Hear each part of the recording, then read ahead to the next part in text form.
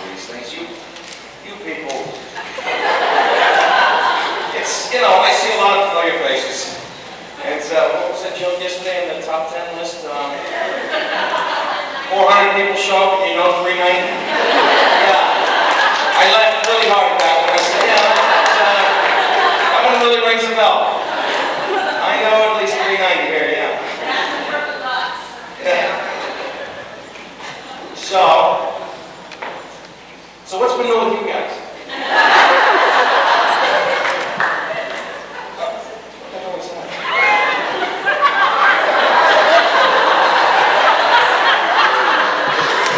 Sorry, I don't want to piss him off. He's level with piping. So, let's go right into question and answer, and I'll say some things as I think of them and like that. But a lot of you guys are going to ask me questions, but you know me already, so I don't know. Go ahead, ask me a question. See if I care. All right, go ahead.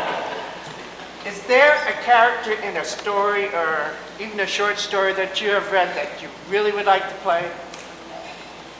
Okay, did everyone hear that? The question was, is there a character in a short story or a book or something that I have read that I would really like to play? No, I guess not. Yeah, I've always played. All right, dude.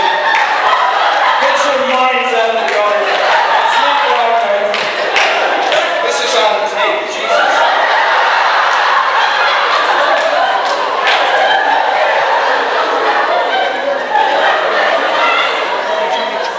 Shall I say stale, not stale? Sometimes it got a little stale. Basically the same scene over and over with Linda. Linda would come in the office.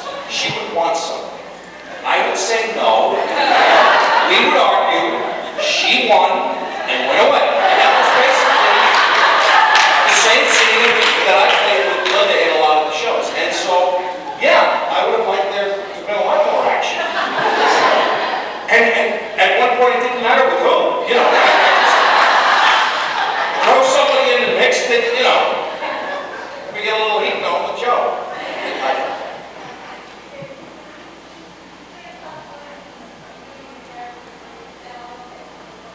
Question was, is there any possibility of them bringing my character back on NYPD Blue as Ray Salt? And I hope so. I had a great time. Thank you. I did one episode 2 years ago, and I don't remember the name of that episode, and I did one episode last year, and that was called Cold Heaters. And the first episode was directed by Charlie Hay, who played Rango on Hill Street Blues. And the second episode was directed by Leonard Nimoy's son, Adam Nimoy. Good. You guys know more than I do. Apparently a lot more than I do. And no, I had a great time both times. I had a really good time. Jimmy Smith. Jimmy Stewart? No, I don't think so. No, Jimmy's a great guy. I didn't have any scenes with Dennis. Franz? Is it Franz? Chicago. Dennis. I didn't have any scenes with Dennis, but I worked with Jimmy in all my scenes, and I had a great time. And I'd love to do it again. Really would. The last thing Jimmy said to me on the way out the door was, I think he hugged me and he said, I don't ever want to see you out in the street, Ray, and I don't care what your situation is. And I was really upset. I was like, look, I'm not going to bring me back. People were thinking about, it was nice that you cried about your friend, about losing your friendship. I was thinking, oh, well, then I got to bring you back to the show. So, anyway, we'll see what happens. I don't know. Question. You told the story last year, but I understand there's about 15% of the audience wasn't here for last year. Can you retell the story about those chocolate cheese balls? Chocolate cheese balls. Question was, will I retell a story that I told last year about the chocolate cheese balls? Okay, first of all, you gotta help me a little bit because, it's been a long time. What show was it? What show was it that we ate? Not that it really matters. I should just kind of tell the story, I guess. All right, there's an episode of Beauty and the Beast where I'm eating chocolate cheese balls and Linda comes in to see me. Just chocolate all over my face and everything else. And they had these cheese balls, these things, whatever they were custom made. They actually went to a bakery and had like 7,000 of them made just for me, for the scene. Because I'd never seen these things before, and they didn't taste bad actually. So, prop master comes over and hands them to me and says, these are going to be for the scene. It's like a nice sized bag. So I started popping. We're not even in rehearsal yet. Shoving them. And so we go through the scene, and at one point in the scene, it's getting toward the end of the scene, there's this thing where I kind of look at Linda, you like that? Give a little smile.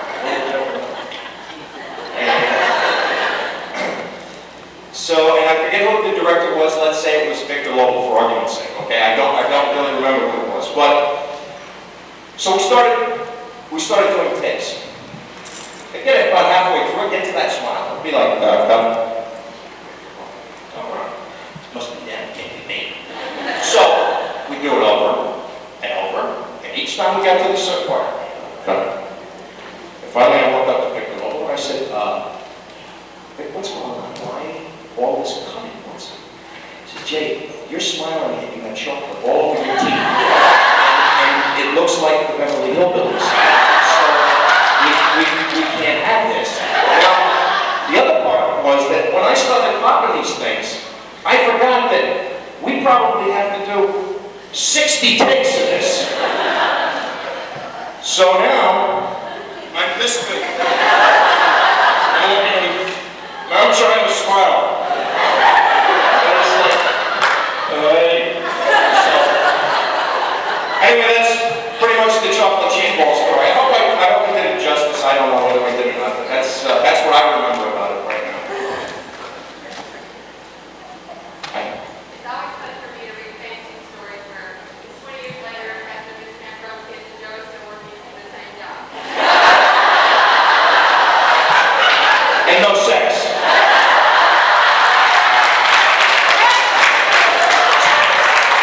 Joe is a eunuch working in the office. Yeah. Oh, no, I know. I read those stories too. What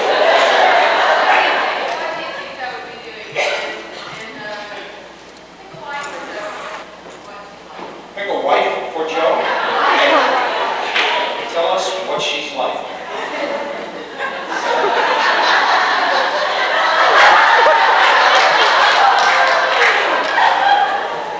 I'm not going to go there. I'm just not going to go there. Now, I've been embarrassed enough in front of this crew. What did I say? Stiff? What? Oh.